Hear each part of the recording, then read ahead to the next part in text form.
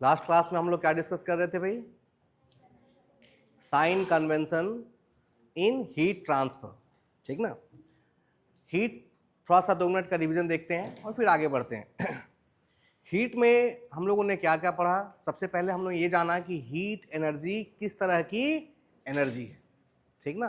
फिर हमने देखा हीट एनर्जी का क्लासिफिकेशन कैसे कैसे हुआ। एक था माइक्रोस्कोपिक और दूसरा था मैक्रोस्कोपिक।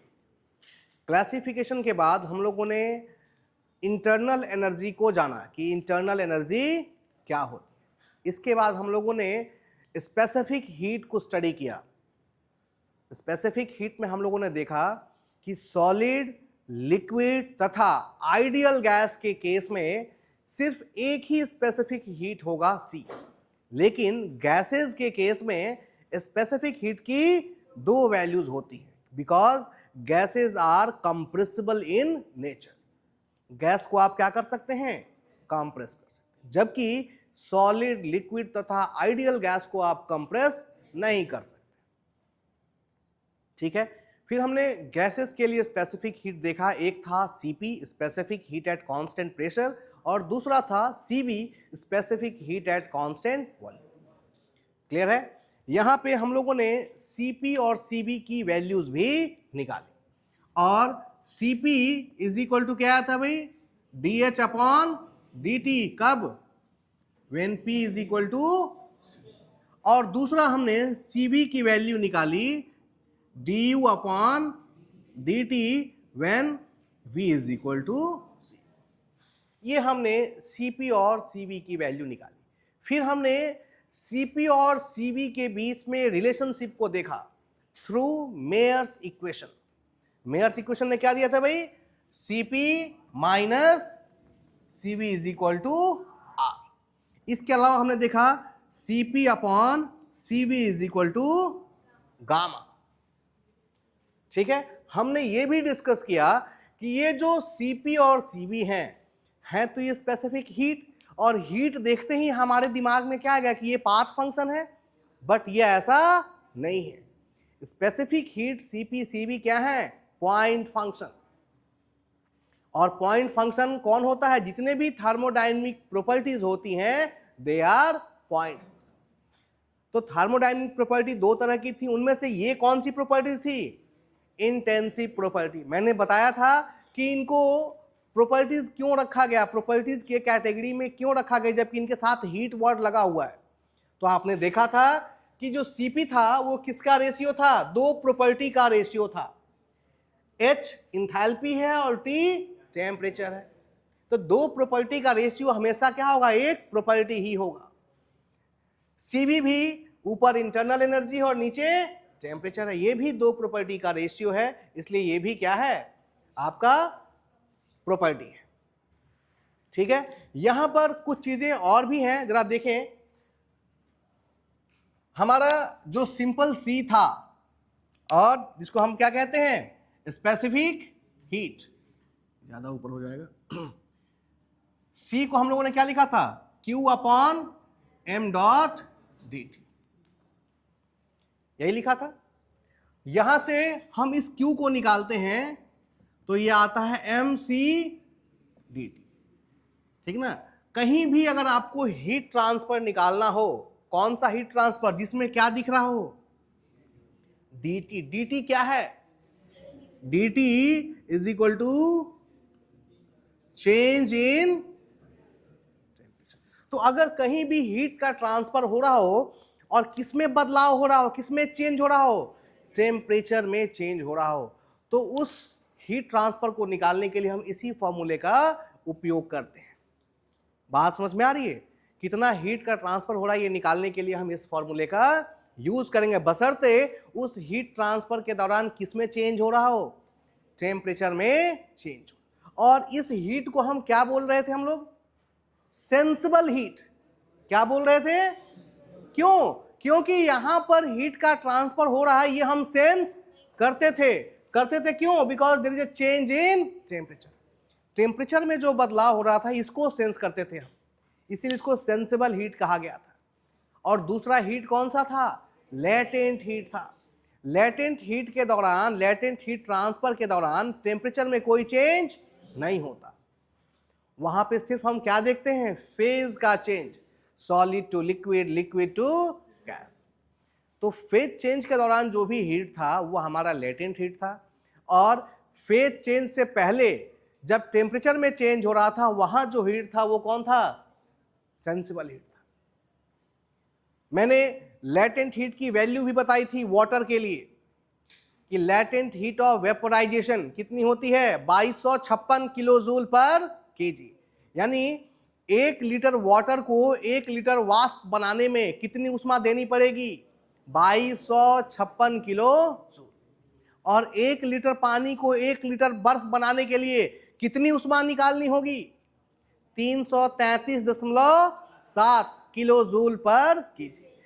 ये 333 जो है ये लेटेंट हीट ऑफ फ्यूजन था, जो लिक्विड से सॉलिड या सॉलिड से लिक्विड के लिए रिक्वायर्ड था। अगर सॉलिड से लिक्विड बनाना यानी बर्फ से पानी बनाना है तो इतनी हीट को बाहर निकालनी पड़े, बर्फ को इतना हीट देना पड़ेगा, तब वो बर्फ किसमें कन्वर्ट होगा, वाटर में। और यदि वाटर को आइस बनाना है तो आपको 333.7 किलो जूल उष्मा को उससे क्या करना होगा, निकालना पड़ेगा, तब जाके वो पानी किसमें कन्वर्ट हो जाएगा, आइस में कन्वर्ट हो जाएगा। बात समझ में आ रही है। यहां पर कुछ चीजें और जानेंगे, जरा ध्यान दें। अगर हम इस इक्वेशन को देखें, यहां से DH निकालें तो DH क्या आएगा भाई, Cp इंटू, और मास कितना है 1 kg। अगर m मास के लिए लिखे तो ये कितना हो जाएगा, mCp dt। अब जरा इस इक्वेशन को देखें, Cv वाले को, यहां से du निकालें तो ये कितना आएगा, m मास के लिए m Cv into. These are the two formulas for finding out, क्या फाइंड करने के लिए, चेंज इन एंथैल्पी, और this is for change in internal energy. ये दो इंपॉर्टेंट फॉर्मूला हैं जो CPCB से निकल के आते हैं। एक की मदद से, DH की मदद से हम निकालते हैं चेंज इन एंथैल्पी, और DU की मदद से हम निकालते हैं चेंज इन इंटरनल एनर्जी। बात समझ में आ रही है। अब जरा देखिए, अगर इन फॉर्मूलाज को हम आइडियल गैस के लिए देखें तो आइडियल गैस के लिए Cp और Cv नहीं होगा, सिर्फ क्या होगा, C होगा। For ideal gas, ideal gas के लिए अगर लिखें तो DH क्या होगा, mC dt, और du क्या होगा, mC dt। क्योंकि आइडियल गैस के केस में CPCB नहीं होता, सिर्फ क्या होता है, C। अब जरा देखिए ध्यान से, m क्या है भाई, कांस्टेंट, मास कांस्टेंट होता है, C भी क्या है, कांस्टेंट। ये C स्पेसिफिक हीट है, बट आइडियल गैस के लिए इसकी वैल्यू क्या हो गई, फिक्स, ये चेंज नहीं होगी। तो ये भी m मास और ये भी C स्पेसिफिक हीट, इसकी वैल्यू भी क्या होगी आइडियल गैस के लिए, फिक्स होगी, वो भी चेंज नहीं। अब जरा देखिए आइडियल गैस के लिए, ओनली फॉर आइडियल गैस, सिर्फ किसकी बात की जाए, आइडियल गैस, तो जो इंथैल्पी है वो किस पे निर्भर करेगी, और जो इंटरनल एनर्जी है वो भी किस पे निर्भर करेगी। Very very important for competitive exam. Ideal gas के केस में, आइडियल गैस के केस में इंथैल्पी तथा इंटरनल एनर्जी दोनों किसके फंक्शन होते हैं, टेम्परेचर के। बात समझ में आ रही है। या फिर यूं कहें कि आइडियल गैस की इंथैल्पी और इंटरनल एनर्जी किस पे निर्भर करती है, टेम्परेचर पे। दिख रही है ना, क्योंकि m और c क्या हो चुके हैं, कांस्टेंट, m और c। तो du सिर्फ कह सकते हैं du is directly proportional to, and dh is directly proportional to, किसके केस में, आइडियल गैस के केस में। यदि आप टेम्परेचर बढ़ाएंगे आइडियल गैस का तो उसकी इंटरनल एनर्जी भी क्या होगी, बढ़ते जाएगी। बात समझ में आ रही है, उसकी इंटरनल एनर्जी भी बढ़ेगी और उसकी एंथैल्पी भी बढ़ेगी। रिकॉर्डिंग चल रही है, बात समझ में आ रही है। इंटरनल एनर्जी और enthalpy both are the function of temperature, very very important. Clear है? तो ये हमारा हीट चैप्टर था और आज अब हम लोगों को यहां से आगे बढ़ना है। क्या देखना है? Laws of thermodynamics. चलिए स्टार्ट करते हैं।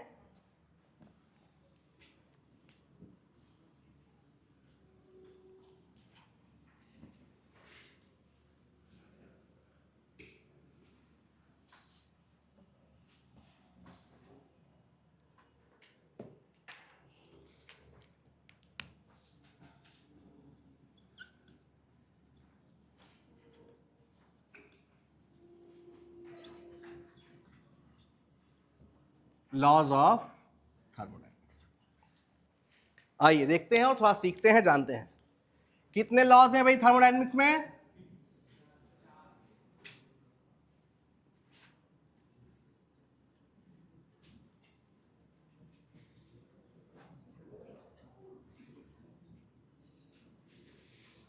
पहले है जीरोथ लॉ, फर्स्ट लॉ,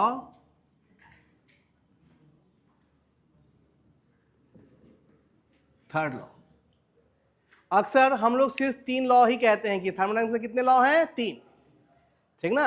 लेकिन हम किसको छोड़ देते हैं? Zeroth law. टोटल कितने लॉ है थर्मोडायनेमिक्स में? 4। ये हमारा क्लासिफिकेशन है। एक चीज और जाने, इस नाम के पीछे एक स्टोरी है। फर्स्ट लॉ, फिर क्या आया? सेकेंड लॉ, फिर आया। अगर चौथा लॉ आया था तो उसका नाम क्या होना चाहिए था? Fourth law. लेकिन नाम क्या दे दिया गया? क्यों भाई?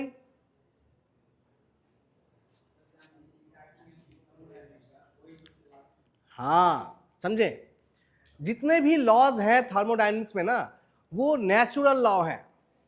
इनका कोई मैथमेटिकल प्रूफ नहीं है। ये नेचर में दिखते हैं और उसी को किसी ने ढूंढा कि ये चीज जो है नेचर में ऐसी हो रही है, इसका मतलब ये नेचुरल लॉ है, ये नेचर का लॉ है। बात समझ में आ रही है? ये किसका लॉ है? नेचर का लॉ है। तो जो जो चीजें हमें दिखती गई उनको हमने लॉ बनाते गए। जो चीज हमें बाद में मिली, फर्स्ट लॉ और सेकेंड लॉ के बाद किसकी खोज हुई? जीरोथ लॉ ऑफ थर्मोडायनेमिक्स की। तो जो चीज जीरोथ लॉ बताना चाह रहा था ना, वो बहुत ही बेसिक सा सामान्य सी चीज थी। फिर हमें एहसास हुआ कि ये चीज तो हमें पहले से मालूम होना चाहिए था। हमने फर्स्ट लॉ देख लिया था, हमने सेकेंड लॉ, थर्ड लॉ सब हम लोगों ने कर लिया था, लेकिन ये छोटी सी बात हमें बहुत देर समझ में आई। लेकिन ये लॉ जो चीज हमें बताना चाह रही थी ना, वो बहुत ही सामान्य सी चीज थी। बात समझ में आ रही है? इसीलिए इसका नाम फोर्थ ना देकर क्या कहा गया? जीरो। कि भाई हमें तो ये चीज इन सब से क्या होना चाहिए था? पहले इसकी जानकारी होनी चाहिए थी, लेकिन हमको ये जानकारी कब हुई? लेट। इसीलिए हम लोगों ने इसको फोर्थ लॉ नाम ना देकर क्या दे दिया? Zeroth law. क्योंकि इसका जो नेचर था, ये जो चीज हमें बताना चाह रही थी, वो बहुत ही बेसिक बात बताना चाह रही थी जो हमें मालूम नहीं था। इसलिए इसका नाम क्या पड़ गया? जीरो। तो हम लोग शुरुआत करेंगे zeroth law, first law, second law और फिर कहां पहुंचेंगे? Third law.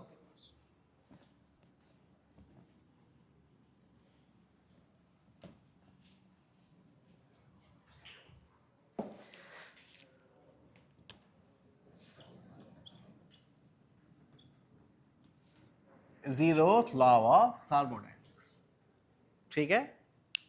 चलिए समझते हैं कि जीरोथ लॉ ऑफ थर्मोडायनेमिक्स क्या है। जीरोथ लॉ को समझने के लिए एक मैं छोटा सा एग्जांपल ले रहा हूं और इससे आपको जीरोथ लॉ बिल्कुल परफेक्टली समझ में आएगा कि जीरोथ लॉ है क्या। किसी लॉ को याद नहीं करना है, उसको समझ लेना है कि ये लॉ हमें क्या बताना चाह रहा है। जीरोथ लॉ को समझने के लिए मैं एक छोटा सा एग्जांपल ले रहा हूं। इस कमरे में जो चेयर हैं, मान लीजिए कुछ बच्चे लकड़ी के चेयर पर बैठे हैं और कुछ स्टील के चेयर पर बैठे हैं, ठीक है।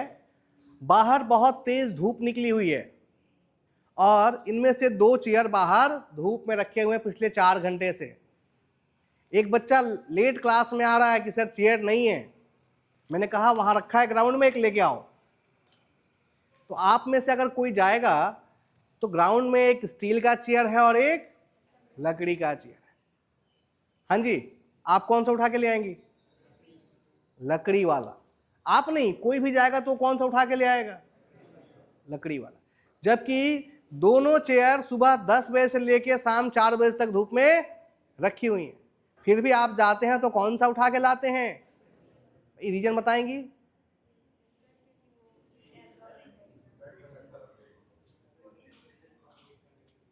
हमें यह एहसास होता है कि लकड़ी वाला ठंडा है, तो हम बैठेंगे तो हमें ज़्यादा समस्या नहीं हो। जबकि जो स्टील वाला चेयर है वो क्या है, उसका टेम्परेचर बहुत हाई है, ठीक ना? इसीलिए हम लोग, सब लोगों की इच्छा क्या होती है कि हम लकड़ी वाला लेके जाए, ठीक है? अब जरा समझिए, मैंने दूसरे चेयर को भी मंगा लिया और दोनों में एक एक थर्मोमीटर लगा दिया, लकड़ी वाले में भी और स्टील वाले में। आप जानकर शॉक्ड हो जाएंगे कि दोनों का टेम्परेचर बिल्कुल क्या है, बराबर है। घर पे करके देखिएगा। यही था जीरोथ लॉ ऑफ थर्मोडायनेमिक्स। ये जो मैंने अभी एग्जांपल दिया, यही क्या है, जीरोथ लॉ ऑफ थर्मोडायनेमिक्स। ये तो मैंने एग्जांपल दिया, अब मैं पहले जीरोथ लॉ बताता हूं, फिर से आपके वापस इस एग्जांपल पे आता हूं। जीरोथ लॉ ऑफ थर्मोडायनेमिक्स कहता है कि यदि कोई बॉडी ए किसी दूसरे बॉडी बी के साथ किस इक्विलिब्रियम में हो, थर्मल इक्विलिब्रियम में हो, और साथ ही अलग से ये बॉडी ए किसी तीसरी बॉडी सी के साथ भी किस इक्विलिब्रियम में हो, थर्मल इक्विलिब्रियम, तब तीनों बॉडी ए बी और सी आपस में किस इक्विलिब्रियम में होंगे, थर्मल इक्विलिब्रियम। याद कीजिए, पिछले क्लास में मैं थर्मोडायनेमिक इक्विलिब्रियम जब बताया था तो मैंने थर्मल इक्विलिब्रियम के विषय में बताया था। थर्मल इक्विलिब्रियम में क्या चीजें सेम होती हैं, टेम्परेचर स्टेट। यदि किसी दो बॉडी का टेम्परेचर स्टेट समान है, यानी दो बॉडी का टेम्परेचर बिल्कुल एक समान है, तो वो दोनों किस इक्विलिब्रियम में होंगी, थर्मल इक्विलिब्रियम। अब जरा देखिए, ये बॉडी ए बॉडी बी के साथ थर्मल इक्विलिब्रियम में है, इसका मतलब दोनों का टेम्परेचर क्या होगा, समान। ए सी के साथ भी थर्मल इक्विलिब्रियम में है, तो फिर इन दोनों का भी टेम्परेचर क्या होगा। इसका सीधा सा मतलब है कि ए बी और सी तीनों किस में होंगी, थर्मल इक्विलिब्रियम में। बात समझ में आई? अब वापस आइए आप अपने खुद के एग्जाम्पल पे। यही जीरोथ लॉ है कि if a body A is in thermal equilibrium with body B and separately A is also in thermal equilibrium with body C, then all the three bodies A, B, C are in thermal equilibrium। तब तीनों body आपस में किस state में होंगे, thermal equilibrium state में होंगे। बात समझ में आ रही है? अब जरा अपने एग्जांपल पे आइए। ये है एटमॉस्फेयर, ठीक ना, बाहर फील्ड का एटमॉस्फेयर है ये। पहली बॉडी ए, सूरज निकला हुआ था और वातावरण का टेम्परेचर था 45 डिग्री सेंटीग्रेड।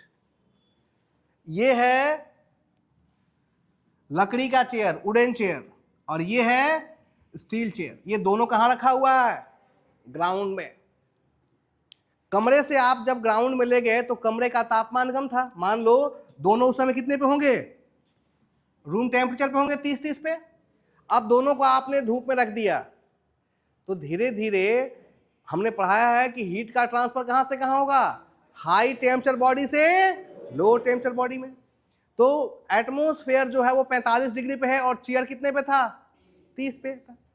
तो एटमॉस्फेयर से हीट का ट्रांसफर चेयर में होगा, और जब होगा तो धीरे धीरे चेयर का टेम्परेचर क्या होगा, बढ़ेगा। मैक्सिमम कहां तक जा सकता है भाई, कहां तक, 45। अब देखिए 5 घंटा जब आपने रखा तो धीरे धीरे इसका टेम्परेचर कहां पहुंच गया, वुडन चेयर का कहां पहुंच जाएगा, 45, और स्टील चेयर भी कहां पहुंचेगा, 45। लेकिन देखो अंतर समझो, इसको 45 पहुंचने में 5 घंटा लगा और इसको 15 मिनट लगा। बात समझ में आ रही है? लेकिन अब जब दोनों हाँ जी, सोना नहीं है, बिल्कुल सोना नहीं है, ठीक ना। जब इन दोनों का टेम्परेचर सेम हुआ तो ये थर्मल इक्विलिब्रियम में आ गए, इन दोनों का सेम हुआ तो ये भी थर्मल इक्विलिब्रियम में आ गए, यानी A B C will also be in thermal equilibrium. यानी वुडन चेयर भी किसके साथ थर्मल इक्विलिब्रियम में होगा? स्टील चेयर के साथ। तो जो टेम्परेचर स्टील का होगा वही किसका होगा? वुड का। तो ये जो हमारे मन में धारणा रहती है कि लकड़ी वाला क्या है, उसका टेम्परेचर कम है, ये चीज क्या है? गलत है। लकड़ी वाले का भी टेम्परेचर किसके बराबर है? अब बात आती है कि अगर ऐसा है तो स्टील वाला जलता क्यों है बैठने पे? तो उसका रीजन अलग है। अभी भी मैंने बताया कि इसको 30 से 45 जाने में 5 घंटे लगे, लेकिन स्टील वाले को कितना लगा? 15 मिनट। ये देख सकते हैं आप, स्टील का चीज तुरंत गर्म हो जाएगा। क्यों भाई? इसके लिए जो चीज जिम्मेदार है उसे हम कहते हैं कि थर्मल कंडक्टिविटी। क्या कहते हैं? थर्मल। आपने पढ़ा है ना शुरू 10वीं क्लास में, हीट का कुचालक और हीट का सुचालक। That is metals are the good conductor of heat. Metal जो होते हैं वो क्या होते हैं? गुड कंडक्टर ऑफ हीट, और वुड जो होता है वो बैड कंडक्टर ऑफ हीट होता है। और कौन किस तरह का कंडक्टर है वो किस पे निर्भर करता है? वैल्यू ऑफ के, दैट इज कॉल्ड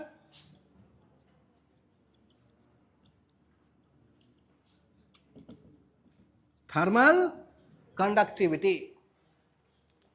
बात समझ में आ रही है? के की वैल्यू जिसकी हाई होगी उसकी थर्मल कंडक्टिविटी क्या होगी? ज्यादा होगी।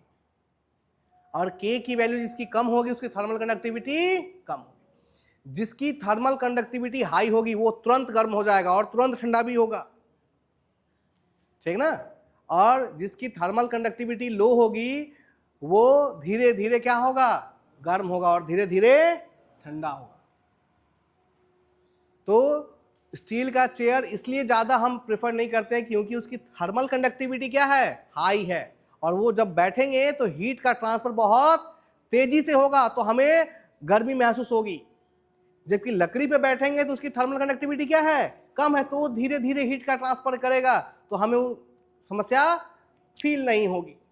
इसीलिए हम वुडन चेयर लेके आना प्रेफर करते हैं। बात समझ में आ रही है? लेकिन ये हमारे दिमाग में क्लियर होना चाहिए कि टेम्परेचर वाइज दोनों क्या हैं? इक्वल है।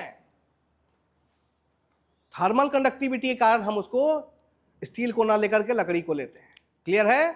तो जीरोथ लॉ बहुत आसान है कि यदि कोई बॉडी ए किसी दूसरे बॉडी के साथ थर्मल इक्विलिब्रियम में है और सेपरेटली किसी तीसरे बॉडी के साथ भी थर्मल इक्विलिब्रियम में है, तो तीनों बॉडी 1, 2 और 3 और ए, बी और सी आपस में किस स्टेट में होंगे?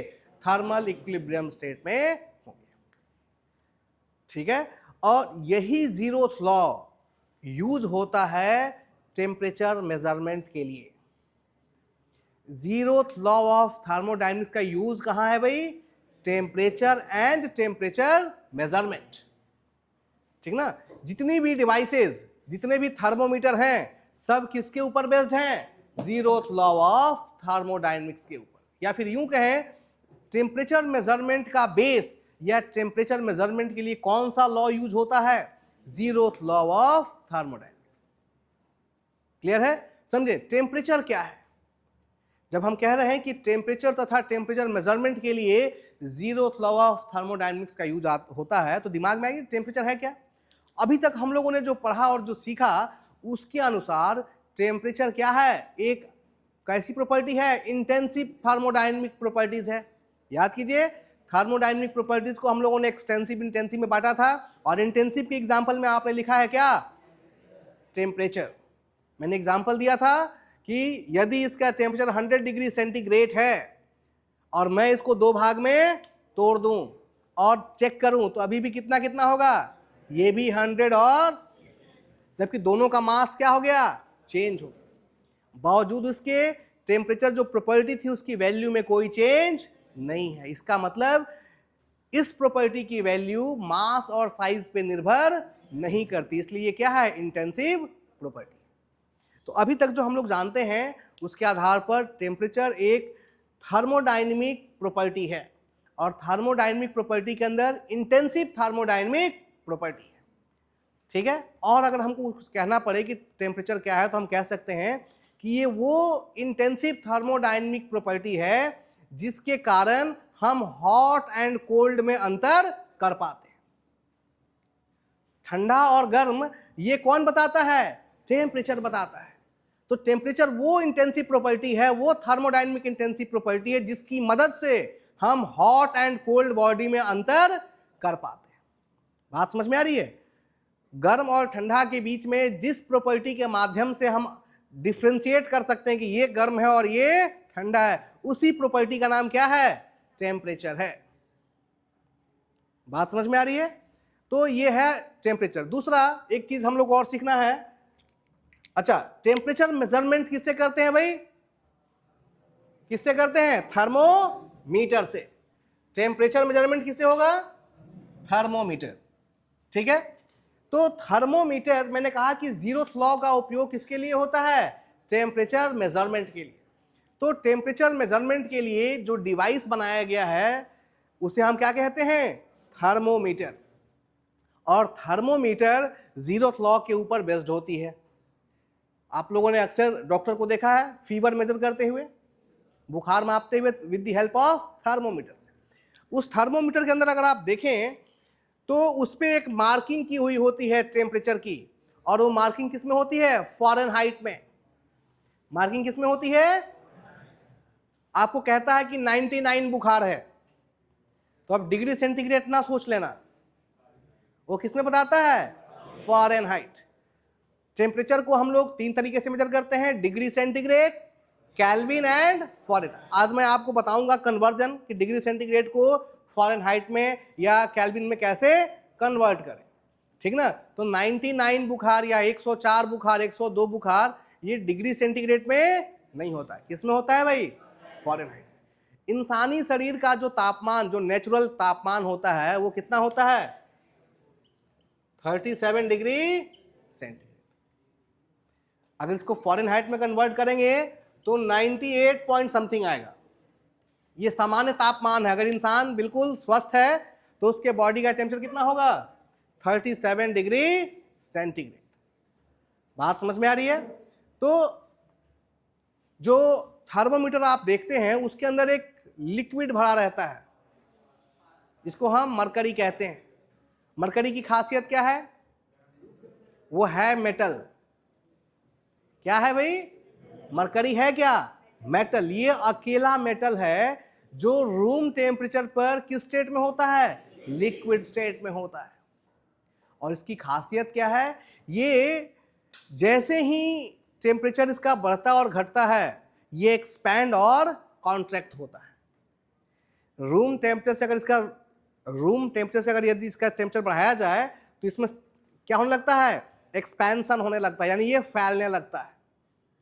ठीक ना? और यदि टेम्परेचर कम हो जाए तो इसका क्या होने लगता है? ये कॉन्ट्रैक्ट, सिकुड़ने लगता है।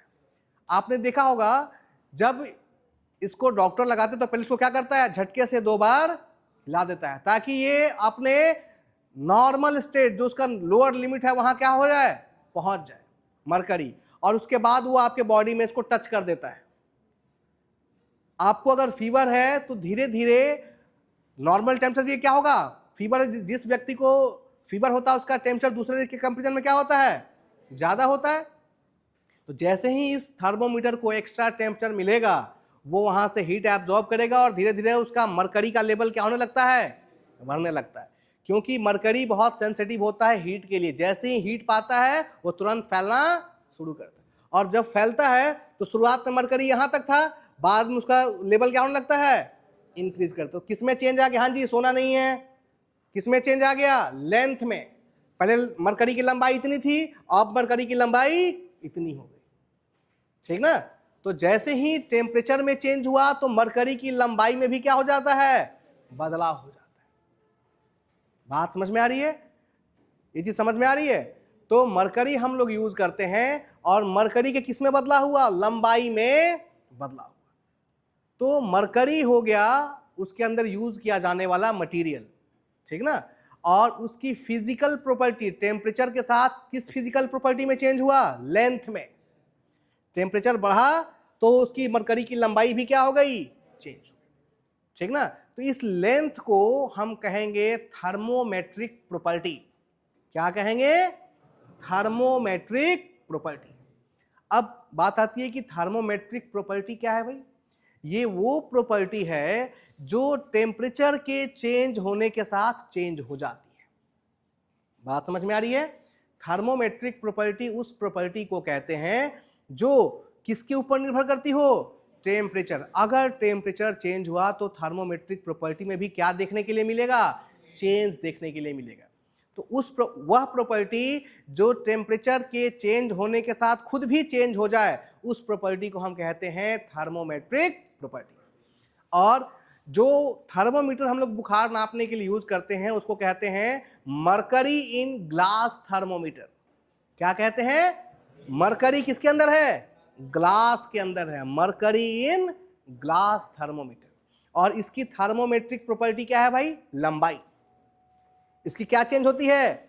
लंबाई। और उस पर स्केल बना हुआ है, लंबाई कहां से कहां गई उस स्केल पे देख के हम बता देते हैं कि टेम्परेचर में कितना चेंज हुआ। बात समझ में आ रही है? तो इस तरीके से हम लोग मेजरमेंट करते हैं, ठीक ना। तो थर्मोमेट्रिक प्रॉपर्टी से भी बेस्ट कई सारे एग्जामिनेशंस में क्वेश्चन आते हैं। बेसिकली आइडियल गैस थर्मोमीटर में, आइडियल गैस थर्मोमीटर जितने भी होते हैं, ठीक ना, उनमें जो भी थर्मोमेट्रिक प्रॉपर्टी होती है वो हमें बताना होता है। जैसे मैं अगर एग्जांपल लूं, पहला कांस्टेंट प्रेशर गैस थर्मोमीटर। इसमें थर्मोमेट्रिक प्रॉपर्टी क्या होगी? ध्यान दें, यहां पर टर्म क्या यूज हुआ है? गैस। दैट इज आप कौन सा इक्वेशन यूज करेंगे? Ideal gas equation. और वो क्या था भाई? PV is equal to. Now thermometric property किसे कहा गया? थर्मोमेट्रिक प्रॉपर्टी वो प्रॉपर्टी थी जो किसके साथ चेंज हो रही हो? टेम्परेचर के साथ। अब जरा ध्यान से देखें, यहां पर किसकी बात की गई है?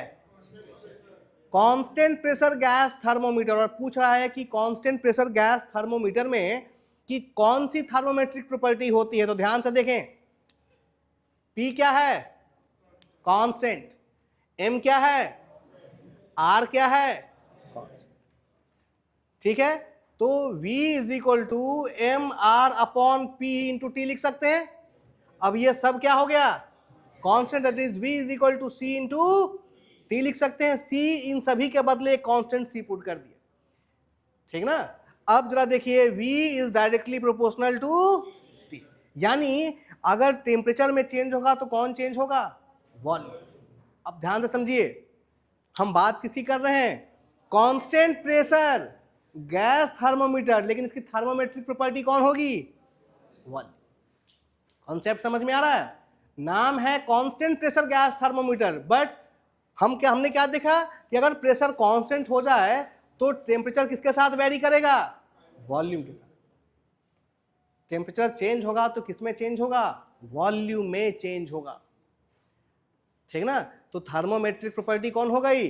वॉल्यूम। अगर उल्टा करें, इसके जगह अगर नाम चेंज करके कांस्टेंट वॉल्यूम कर दें तो क्या आएगा भाई? प्रेशर थर्मोमेट्रिक प्रॉपर्टी हो जाएगी। मरकरी इन ग्लास क्या थर्मोमेट्रिक प्रॉपर्टी है भाई? लेंथ। लंबाई चेंज होती है, लंबाई बढ़ती और घटती है। थर्मोकपल, थर्मोकपल भी जितने भी साइंटिफिक रिसर्च होते हैं वहां टेम्परेचर मेजरमेंट के लिए हम क्या यूज करते हैं? थर्मोकपल। टेम्परेचर सेंस करने के लिए एक टेम्परेचर सेंसर होता है, उसकी थर्मोमेट्रिक प्रॉपर्टी क्या होती है? Thermal EMF. ईएमएफ का मतलब क्या है? इलेक्ट्रोमोटिव फोर्स, ठीक ना। तो थर्मल ईएमएफ किसका है? थर्मोकपल में कौन सी थर्मोमेट्रिक प्रॉपर्टी यूज होती है? थर्मल ईएमएफ यूज होती है। बात समझ में आ रही है? एक और भी थर्मोमीटर होता है, इसको हम पायरोमीटर कहते हैं। क्या कहते हैं भाई? पायरोमीटर या ऑप्टिकल पायरोमीटर। ये जो थर्मोमीटर हैं उनको हम वहां यूज करते हैं, इनको हम लोग कॉन्टेक्ट थर्मोमीटर कहते हैं। अगर टेम्परेचर मेजरमेंट करना है तो उसके संपर्क में इसको हम लेके आते हैं। लेकिन मान लो हमें किसी भट्ठी का चेंबर मेजर करना हो, जहां मेटल को पिघलाया जा रहा हो, जिसका टेम्परेचर 2000 डिग्री सेंटीग्रेड है। अब वहां हम जैसे ही लेके जाएंगे तो ये क्या हो जाएगा? थर्मोमीटर मेल्ट हो जाएगा। तो वहां पर हमें एक ऐसे थर्मोमीटर का यूज करना होता है जो नॉन कांटेक्ट टाइप हो। बात समझ में आ रही है? जो बिना संपर्क में आए टेम्परेचर बता सके। और इसका बहुत अच्छा यूज आपने देखा कोविड के समय पे। कोविड के समय में टेम्परेचर मेजरमेंट के लिए किस तरह का डिवाइस यूज हो रहा था? Non contact type. एक गन आती थी और वो गन आपके शरीर के नजदीक रख करके और उसको उसका ट्रिगर दबाया जाता था और उससे रेज निकलती थी गन से आपके बॉडी के संपर्क में आकर के और आपका टेम्परेचर बता देती थी। किसी भी हॉट बॉडी से इंफ्रारेड रेज निकलती हैं, ठीक ना, इंफ्रारेड रेडिएशन निकलता है, वो उसी को पकड़ती थी और आपका टेम्परेचर बता दी थी। तो ये जो ऑप्टिकल पायरोमीटर होता है ये किस तरह का थर्मोमीटर है? Non contact type. अगर कोई बॉडी बहुत ज्यादा हॉट है तो उसका टेम्परेचर मेजरमेंट करने के लिए हम क्या करते हैं? ऑप्टिकल पायरोमीटर्स का यूज करते हैं, ठीक ना। ये दूर से ही उस इंफ्रारेड रेडिएशन को पकड़ के और उसका टेम्परेचर क्या कर देती है? हमें बता देती है। क्लियर है? तो ये कुछ चीजें थी जो टेम्परेचर और टेम्परेचर मेजरमेंट से रिलेटेड थी। नेक्स्ट आपको एक चीज और जानना है कि टेम्परेचर का कन्वर्जन कैसे करें। तो एक फॉर्मूला है,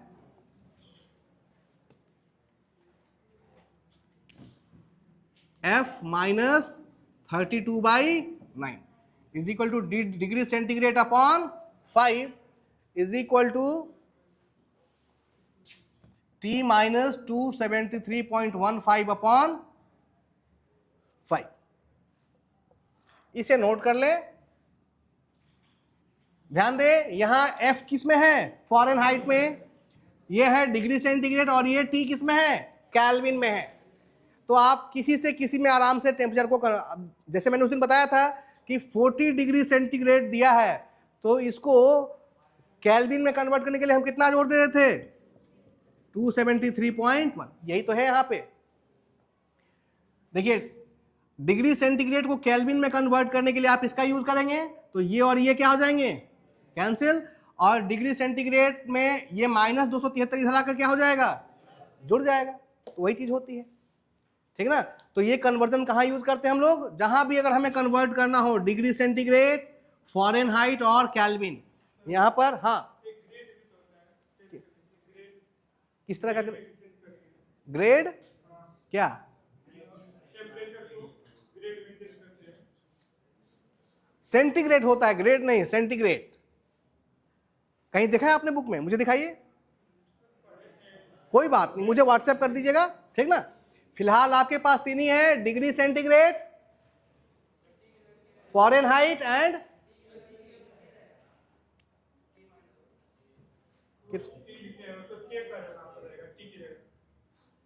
अरे टी ही रहने दो, समझो इधर।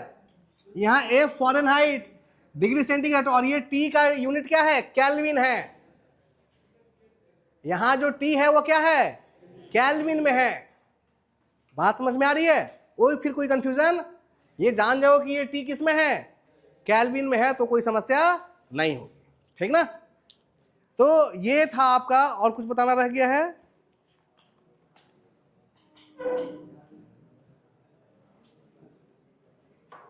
हो गया।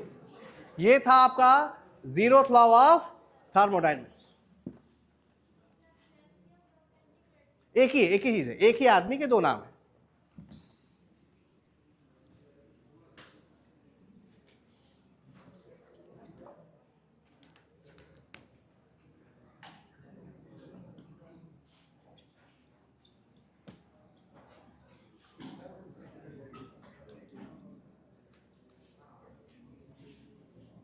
Next is first law of thermodynamics.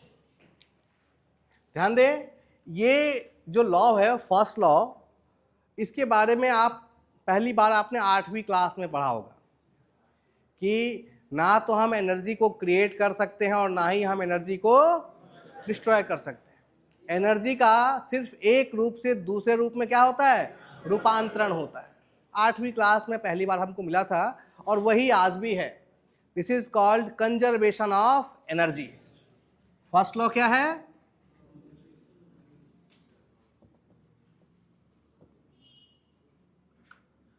Conservation of energy. First law of thermodynamics conservation of energy को कहता है।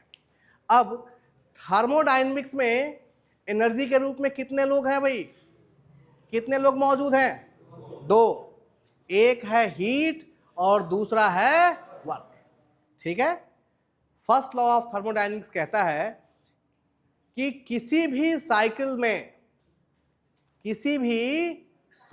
में जो नेट हीट ट्रांसफर होगा वो हमेशा नेट वर्क ट्रांसफर के बराबर होगा। बात समझ में आ रही है? फर्स्ट लॉ कहता है कि एनर्जी क्या है? कंजर्व है। यानी अगर आपने 10 किलो जूल हीट दिया है तो आपको वर्क कितना मिलेगा? 10 किलो जूल मिलेगा किसी साइकिल में। अब ये चीज समझना बहुत जरूरी है। मैंने शुरुआत में ही बताया कि फर्स्ट लॉ हम लोग पढ़ेंगे साइकिल के लिए और प्रोसेस के लिए। अंतर क्या है दोनों में ये जाने। अगर अंतर को नहीं समझेंगे तो हमेशा समस्या आएगी। किसी प्रोसेस के लिए अगर हम बात करें, this is 1 and this is 2, ये एक प्रोसेस है। प्रोसेस के केस में प्रॉपर्टी में कितना चेंज होता है? प्रॉपर्टी का मतलब pressure, temperature, enthalpy, entropy, energy, ये सब के सब क्या है? प्रॉपर्टी। अगर हम इस प्रोसेस के लिए डीपी निकालें, चेंज इन प्रेशर, तो हम कितना लिखेंगे भाई? P2 minus P1, because property तो पॉइंट फंक्शन होते हैं और पॉइंट फंक्शन की वैल्यू किस पे निर्भर करती है? दो पॉइंट्स के ऊपर। कौन कौन से? Initial and. तो चेंज कितना हुआ? This minus this. ठीक ना? अगर टेम्परेचर में चेंज निकालना है, T2 माइनस T1। बात समझ में आ रही है? तो प्रोसेस के केस में इस तरीके से हम क्या निकालते हैं? प्रॉपर्टी में चेंज निकालते हैं। किसी प्रोसेस के दौरान प्रॉपर्टी में कितना चेंज हुआ वो निकालने का यही तरीका है। क्योंकि ये जो प्रॉपर्टीज होती हैं वो पॉइंट फंक्शन होती हैं और पॉइंट फंक्शन होने के कारण इनकी वैल्यू सिर्फ दो पॉइंट पे निर्भर करती है, इनिशियल पॉइंट एंड फाइनल। तो फाइनल में से इनिशियल को माइनस कर देते हैं, हमें प्रॉपर्टी में चेंज मिल जाता है। अब समझें, अब हम साइकिल की विषय में बात करते हैं। साइकिल किसको बोला गया भाई? साइकिल भी एक प्रोसेस ही है, या कह सकते हैं साइकिल एक प्रोसेस है, या कई प्रोसेस को जोड़ के क्या बनाया गया? साइकिल बनाया गया। लेकिन साइकिल की एक खासियत है कि साइकिल में हम यहां से चले थे, इधर से होते हुए, और फिर क्या हुआ? वापस। यानी किसी भी साइकिल में इनिशियल पॉइंट और फाइनल पॉइंट क्या हो जाता है? समान हो जाता है। 1 भी इसी पॉइंट पे है और घूम के जो पॉइंट 2 जिसको कि हम फाइनल पॉइंट बोलेंगे वो भी कहाँ है? यही है। 1 और 2 एक ही जगह होते हैं। बात समझ में आ रही है? जिसके कारण अब अगर साइकिल में प्रॉपर्टी का चेंज निकालें तो कितना आएगा? 0। किसी साइकिल में प्रॉपर्टी में चेंज डीपी, P2 माइनस। अब देखिए P2 भी यही है और P1 भी यही, यानी P1 इज इक्वल टू, तो डीपी कितना हो गया? क्लियर है? किसी भी थर्मोडायनेमिक प्रॉपर्टी में साइक्लिक चेंज हमेशा किसके बराबर होगा? 0 के बराबर। ये एकदम कंठस्थ रखना है। किसी साइकिल में प्रॉपर्टी में चेंज हमेशा 0 के बराबर होता है और रीजन ये है कि साइकिल में इनिशियल पॉइंट और फाइनल पॉइंट एक ही होता है, जबकि प्रोसेस में ऐसा नहीं है। प्रोसेस में इनिशियल पॉइंट अलग है और फाइनल पॉइंट। तो हम प्रॉपर्टी में चेंज प्रोसेस में तो निकाल पाते हैं, लेकिन साइकिल में कभी प्रॉपर्टी में चेंज नहीं निकालेंगे। वो हमेशा किसके बराबर होगा? 0 के बराबर। रीजन ये है कि इनिशियल और फाइनल पॉइंट क्या हो जाते हैं? सेम। ठीक ना?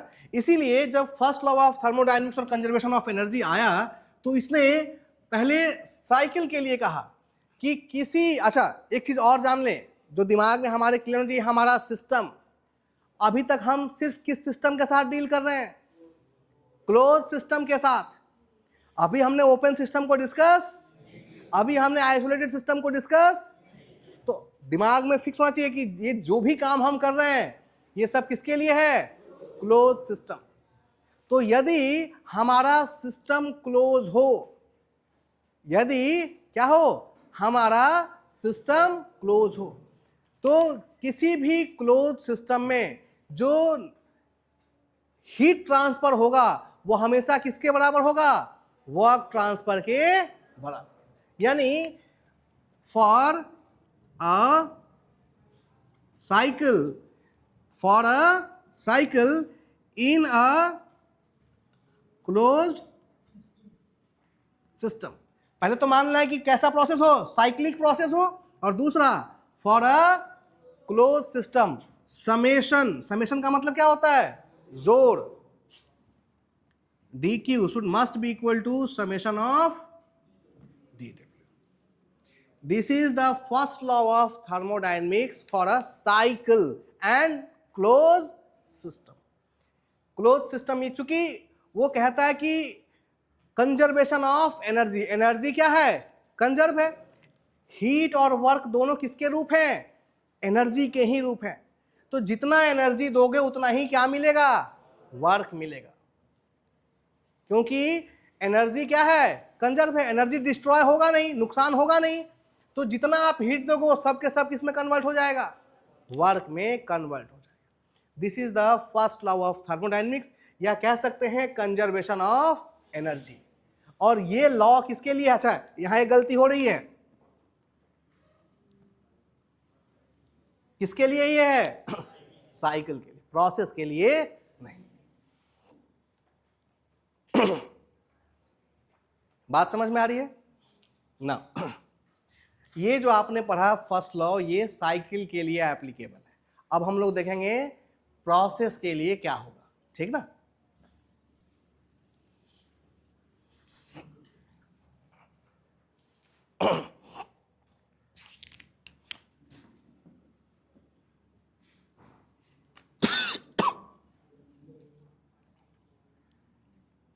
देखिए प्रोसेस के लिए क्या है? किसी प्रोसेस, हमने मान लिया प्रोसेस हमारा क्या है? 1 to 2। यदि इस प्रोसेस के दौरान जो हीट ट्रांसफर थी उसकी वैल्यू थी dq, और इस हीट ट्रांसफर के कारण कुछ वर्क हुआ होगा। हमने मान लिया सिस्टम के द्वारा वर्क हुआ है कितना? d। किसी प्रोसेस 1 से 2 के दौरान अगर आपने हीट ट्रांसफर dq किया और सिस्टम के द्वारा वर्क कितना हुआ? dw। तो इतना है हीट ट्रांसफर और इतना है वर्क ट्रांसफर। तो जो नेट एनर्जी ट्रांसफर होगा वो किसके रूप में होगा? हीट के रूप में कि वर्क के रूप में?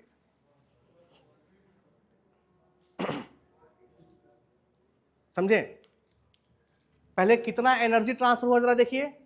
दिया कितना आपने? dq, और मिला आपको कितना? dw। dq minus dw, dq आपने हीट दिया था और dw आपको वर्क मिला। तो dq माइनस dw को बोलेंगे नेट एनर्जी। अब ये जो नेट एनर्जी ट्रांसफर है ये किस रूप में होगा? पानी बॉटल है क्या किसी के पास?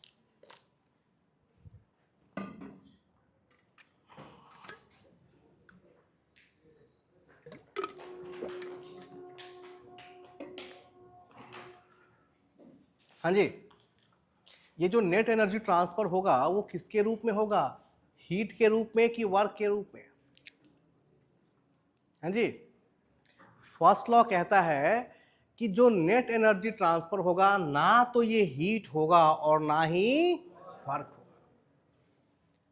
बल्कि ये सिस्टम के अंदर स्टोर्ड होगा in the form of internal energy.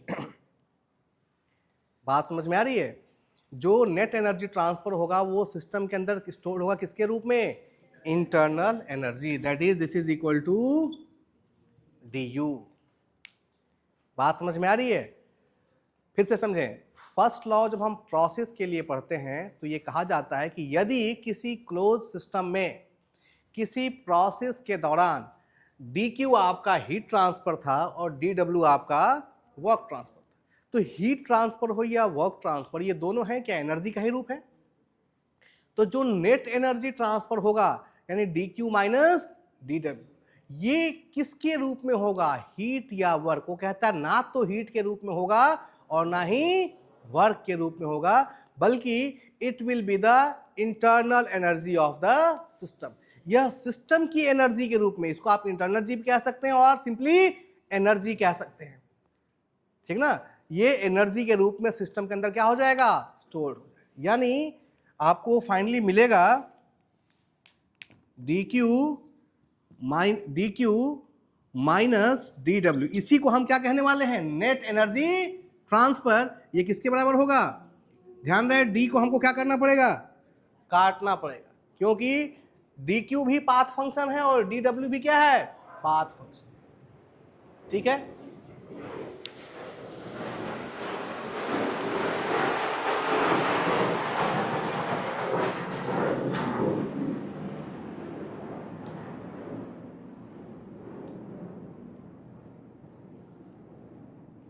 वापस आइए। अब जरा देखें, अगर यहां से डी क्यू निकालें तो ये क्या आएगा, D U plus, this is your first law of thermodynamics, D Q is equal to D U plus D. ये फर्स्ट लॉ किसके लिए है, फॉर प्रोसेस। इसका क्या मतलब है भाई, ये कहता है फर्स्ट लॉ के अनुसार कि जो भी आप हीट ट्रांसफर करेंगे प्रोसेस के दौरान, वो कहां कहां खर्च होगा। पहला सिस्टम की इंटरनल एनर्जी में खर्च होगा और दूसरा कुछ वर्क डन में खर्च होगा। डीडब्ल्यू का मतलब क्या है, वर्क डन। ठीक है, तो ये किसके लिए हो गया, प्रोसेस। अब जरा ध्यान से समझिए, यहां पर आपने पढ़ा था डी क्यू समेशन, ये किसके बराबर था, साइकिल। ये दोनों, ये हमने साइकिल के लिए पढ़ा और ये हमने, लेकिन ये दोनों एक ही चीज है। दोनों क्या है, एक ही चीज है। कैसे, समझिए इसको, ये प्रोसेस के लिए है ना, ये प्रोसेस के लिए है। और साइकिल भी मैंने क्या कहा, साइकिल भी क्या होती है, एक प्रोसेस ही होती है। साइकिल भी क्या है, एक प्रोसेस ही है जिसमें इनिशियल पॉइंट और फाइनल पॉइंट क्या हो जाते हैं। और हमें पता है कि साइकिल के केस में प्रॉपर्टी में कितना चेंज होगा, 0। ध्यान से देखें, D Q path function, D W but D you point function. Internal energy क्या होती है, पॉइंट फंक्शन होती है। तो अगर आप इसको एक साइकिल के लिए यूज करें, इसी जो प्रोसेस के लिए फर्स्ट लॉ आया था, अगर आप इसको साइकिल के लिए यूज करें, for a cycle, D you की वैल्यू कितनी हो जाएगी, 0, क्योंकि यू क्या है, पॉइंट फंक्शन है ना। और साइकिल के लिए point function D you, you तो पॉइंट, यू तो इंटरनल एनर्जी होगी है, और डी यू का मतलब चेंज इन इंटरनल एनर्जी। किसी भी साइकिल के लिए प्रॉपर्टी में चेंज किसके बराबर, 0। That is for a cycle D you कितना हो गया, और जैसे ही डी यू 0 होगा, डी क्यू किसके बराबर हो जाएगा, किसके लिए, साइकिल। बात समझ में आ रही है। तो ये या ये एक ही चीज है, कोई अंतर नहीं है। बात समझ में आ रही है। तो this is your first law. ये कंजर्वेशन ऑफ एनर्जी को ही बता रहा है कि जितना भी आप हीट देंगे, ठीक ना, उस हीट से वो हीट कहां खर्च होगा, वर्क डन में खर्च होगा और सिस्टम की इंटरनल एनर्जी को बढ़ाने में खर्च होगा। एक चीज और जान लें, अगर आप हीट नहीं देते हैं, डी क्यू को 0 कर देंगे, तो आपको वर्क भी नहीं मिलने वाला। यानी फर्स्ट लॉ कहता है कि यदि आपको वर्क चाहिए तो आपको हीट देना पड़ेगा। डी डब्ल्यू चाहिए, अगर आप डी क्यू को 0 कर दें तो वर्क भी कितना हो जाएगा, 0। बात समझ में आ रही है। यह फर्स्ट लॉ ऑफ थर्मोडायनेमिक्स, और यह कहता है कि वर्क आपको तभी मिलेगा जब आप क्या कर रहे हैं, कुछ ना कुछ हीट दे रहे हैं। बात समझ में आ रही है। बाहर, अरे बाहर पहले जाओ, क्लियर है? वर्क आपको तभी मिलेगा जब आप यहां क्या कर रहे हैं, कुछ ना कुछ हीट दे रहे हैं। तो अगर कोई कहे कि सर मैं एक ऐसा सिस्टम बना रहा हूं, मैंने एक ऐसा सिस्टम बना लिया है जो बिना हीट लिए क्या दे रहा है, अगर ऐसा सिस्टम बन जाए तो क्या होगा भाई, वो फर्स्ट लॉ को वायलेट कर रहा है, ठीक ना? तो ऐसे मशीन को, ऐसे डिवाइस को हम कहते हैं PMM1। ये भी आपके सिलेबस में है, ध्यान से देखें, PMM1।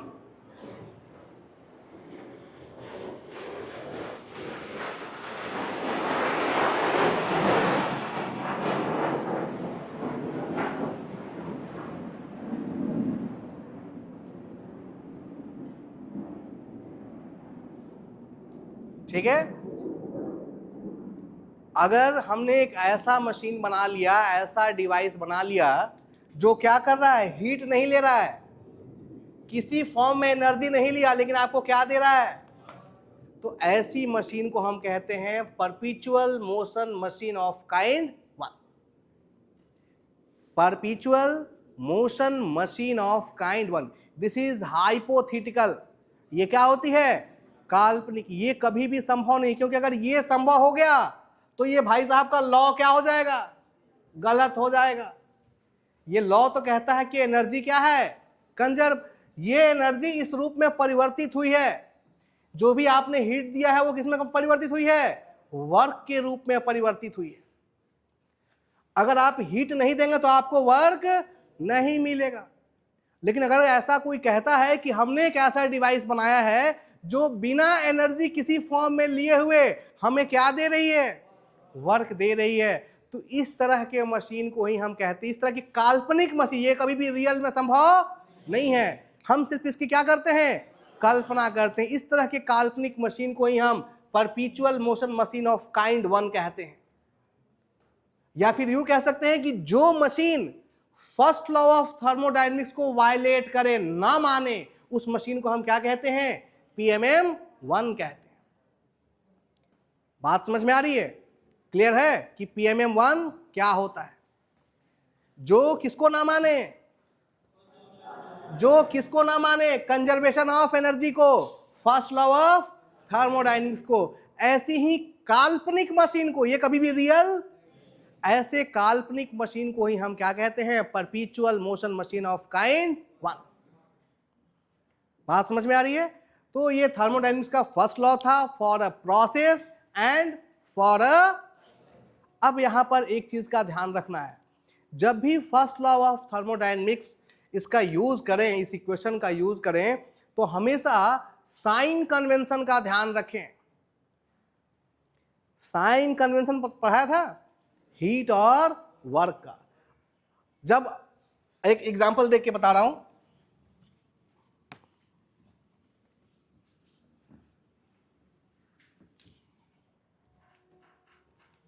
ये कोई सिस्टम है और इसमें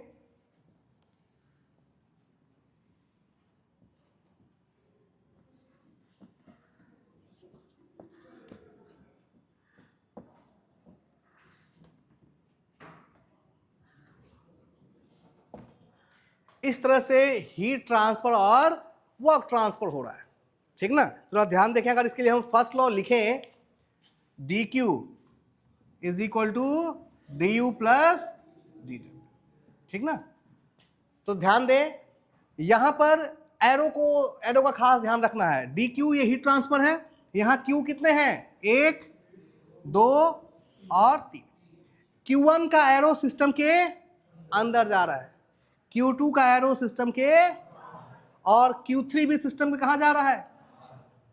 तो हमने बात की थी साइन कन्वेंशन, जो हीट सिस्टम को दिया जाए वो पॉजिटिव होगा, और अगर सिस्टम से हीट बाहर निकल जाए तो वो क्या होगा, नेगेटिव। तो यहां बाहर कौन कौन जा रहा है भाई, Q1 अंदर आया तो Q1 हो गया positive, minus minus is equal to du plus dw। Work के केस में क्या, Q3 कहां जा रहा है, अच्छा ये W3 है ना, ये Q3 है, सॉरी, तो Q3 क्या हो जाएगा? Positive. du plus work done, W1 कितना है? W1 कहाँ जा रहा है? यानी ये सिस्टम के द्वारा किया जा रहा है, तो ये हो गया W1, ठीक है। W2 कहाँ है भाई? W2 कहाँ हो रहा है? सिस्टम के ऊपर। वर्क यदि सिस्टम के ऊपर करना पड़े, यानी आपको खुद बाइक को धक्का लगाना पड़े, तो ये आपके लिए क्या था? Negative, minus W2। और W3 भी कहाँ जा रहा है? बाहर, तो ये भी क्या होगा? Plus W। तो इस तरीके से जब आप इसके ऊपर, आपको कुछ न्यूमेरिकल प्रॉब्लम आएंगे, अगली क्लास में मैं इसके ऊपर बेस्ट कुछ न्यूमेरिकल प्रॉब्लम कराऊंगा, ठीक ना। तो जब भी न्यूमेरिकल प्रॉब्लम करें तो साइन कन्वेंशन का ध्यान रखना है। यदि हीट सिस्टम के अंदर आ रहा है तो पॉजिटिव, सिस्टम से बाहर जा रहा है तो नेगेटिव। वर्क यदि सिस्टम से बाहर जा रहा है तो पॉजिटिव, लेकिन अगर वर्क सिस्टम के ऊपर करना पड़ रहा है तो वो नेगेटिव। क्लियर है?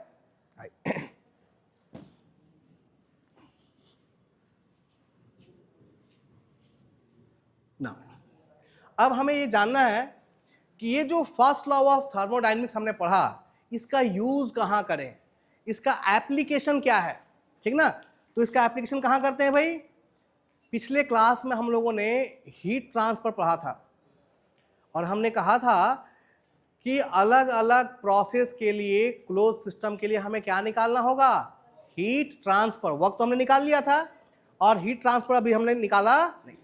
वो हीट ट्रांसफर निकालने के लिए हम लोग क्या यूज करेंगे? फर्स्ट लॉ ऑफ थर्मोडायनेमिक्स, ठीक ना। तो दिस इज द एप्लीकेशन और use of first law of thermodynamics. First law हमारा क्या है भाई? dq is equal to du plus. हमें अलग अलग प्रोसेस के लिए हीट का ट्रांसफर निकालना है। क्लियर है? सबसे पहले आइसोकोरिक प्रोसेस, सबसे पहला काम हम किसके लिए करने वाले हैं? आइसोकोरिक प्रोसेस के लिए क्या निकालना है? Heat transfer. हमने पहले आइसोकोरिक प्रोसेस के लिए क्या निकाल रखा है? वर्क ट्रांसफर कितना आया था भाई? कितना आया था? ध्यान दे, आइसोकोरिक प्रोसेस के लिए हमें अभी क्या क्या जानकारी है? V is equal to and dW is equal to, ये हमने पहले से सीख रखा है। और अब हमें क्या निकाल लेना है इस प्रोसेस के लिए? हीट का ट्रांसफर निकालना है। तो इसके लिए हम यूज करेंगे इस इक्वेशन को, that is the first law of thermodynamics. क्या है भाई ये? dq is equal to du plus dt।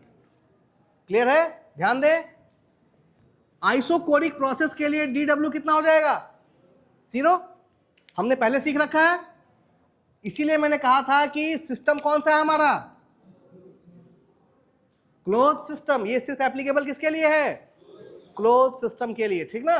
उसके लिए वर्क पहले ही हमने डिसाइड कर लिया है कि 0 होगा, तो ये टर्म क्या हो गया?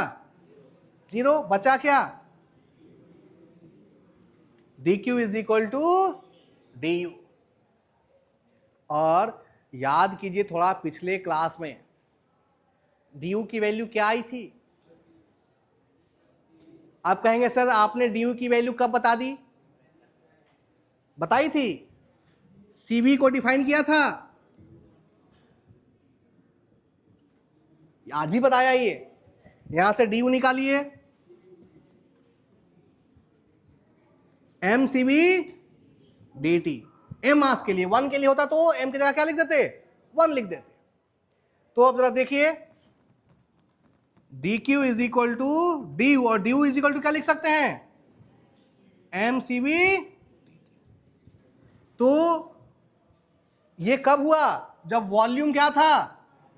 कांस्टेंट था। तो कांस्टेंट वॉल्यूम में हीट ट्रांसफर कितना होगा भाई? mCv dt। क्लियर है सभी लोगों को? कांस्टेंट वॉल्यूम पे इस तरीके से हम लोग कांस्टेंट वॉल्यूम प्रोसेस में इस तरीके से क्या निकालते हैं? हीट ट्रांसफर की वैल्यू निकालते हैं। और जरा याद कीजिए, पिछले केस में मैंने मोमबत्ती लगा के कांस्टेंट वॉल्यूम प्रोसेस के दौरान हीटिंग की थी, और लिखा था वहां पे कि अगर वॉल्यूम कांस्टेंट है, पिस्टन मूव नहीं कर सकता, तो जो भी हीट आप देंगे वो किस में जाएगी? इंटरनल एनर्जी को बढ़ाने में खर्च होगी। और यहाँ देखिए यहाँ पर क्या है, आइसोकोरिक प्रोसेस, यानी वॉल्यूम क्या है, कांस्टेंट है। तो जो भी हीट आप देंगे, जो भी हीट ट्रांसफर होगा, उससे क्या बढ़ेगी, इंटरनल एनर्जी। ड्यू का मतलब है change in internal energy, this is equal to mCV into dt। Clear है। नेक्स्ट हमारा है कांस्टेंट आइसोकोरिक की जगह हम क्या कर दें, isobaric and close system. Process isobaric और सिस्टम इज क्लोज्ड।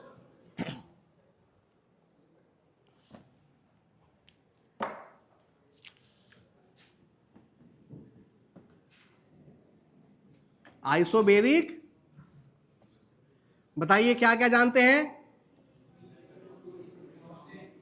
एंड ये चीज हमने पहले निकाल रखा है।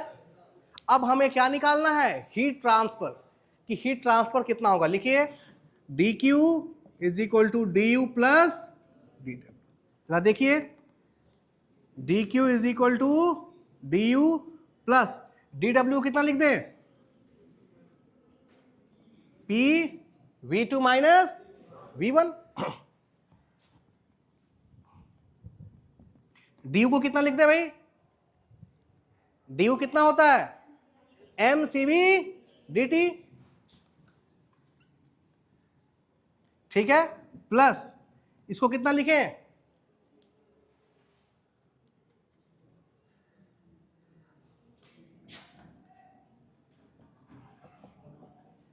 लिख सकते हैं क्या, कैसे लिख सकते हैं मुझे समझाओ, कैसे लिख सकते हैं ऐसे।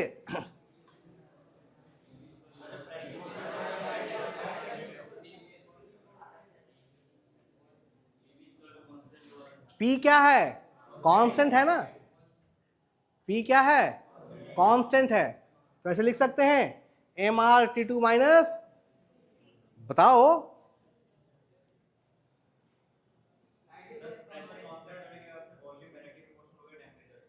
तो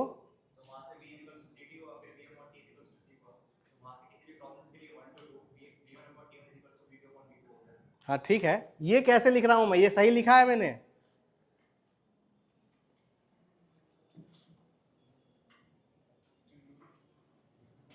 हाँ जी,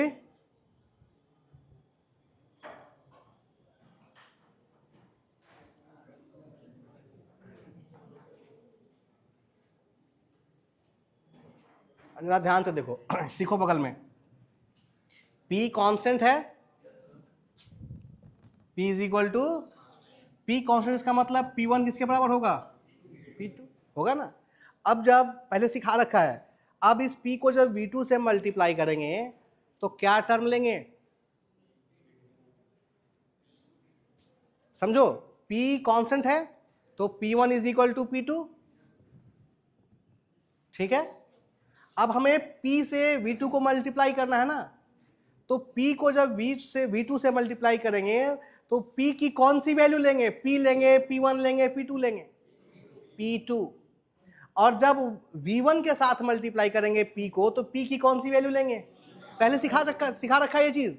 अब जरा देखिए, P को V2 से मल्टीप्लाई करेंगे तो ये कितना मिलेगा, P2 V2, और जब 1 से मल्टीप्लाई करेंगे तो P1 V1, P2 V2 is equal to MR T2, P1 V1 is equal to MR T1। P2 V2 क्या लिख सकते हैं, PV is equal to MRT होता है, तो P2 V2 is equal to MR T2, इधर हो गया P1 V1 is equal to MR T1। अब जरा देखो यहां पर हमने क्या किया, P2 V2 के जगह क्या पुट कर दिया, ध्यान से देखिए, MR T2, और P1 V1 की जगह MR, यही चीज पुट किया है, और दोनों में MR है, तो जब MR कॉमन हो जाएगा तो क्या बचेगा, T2 माइनस, अब जरा देखो, dq is equal to mCV dt plus mR dt, लिख सकते हैं, T2 minus T1 change in temperature, that is dt। अब यहां से कुछ कॉमन निकल रहा है, m कॉमन है और dt कॉमन है, यहां क्या बचा, Cv प्लस R, और पिछले क्लास में पढ़ा था Cp माइनस, यही पढ़ा था ना, ठीक ना। यहां क्या है, Cv प्लस R ना, यहां देखो ये माइनस को उधर भेज दो तो Cp इज इक्वल टू क्या हो जाएगा, तो Cb प्लस R की जगह क्या पुट कर सकते हैं, Cp, so dq is equal to m Cp into,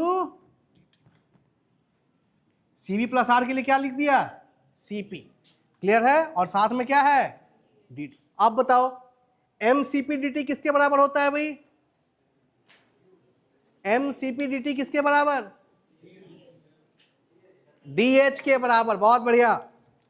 this is equal to, अरे पिछले क्लास में पढ़ा था Cp क्या था, dH बाई dt, कब,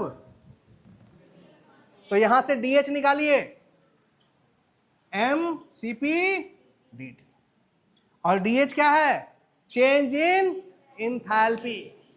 अब बताइए कांस्टेंट प्रेशर पर यदि हीट का ट्रांसफर करेंगे तो वो किसके बराबर होगा, चेंज इन इंथैल्पी, और यदि कांस्टेंट वॉल्यूम पे हीट ट्रांसफर करेंगे तो किसके बराबर होगा, चेंज इन इंटरनल एनर्जी। पिछले केस में तो कांस्टेंट प्रेशर था, ये कितना आया, चेंज इन इंथैल्पी, और चेंज इन इंथैल्पी कितना होता है, mCp dt। बात समझ में आ रही है। तो इस तरीके से हम निकालते हैं कांस्टेंट वॉल्यूम, या आइसोकोरिक प्रोसेस में हीट का ट्रांसफर कितना होता है और आइसोबेरिक प्रोसेस में हीट का ट्रांसफर कितना होता है। क्लियर है, चलिए आज के लिए यहीं रहने देते हैं, नेक्स्ट डे इसको हम लोग आगे बढ़ाएंगे।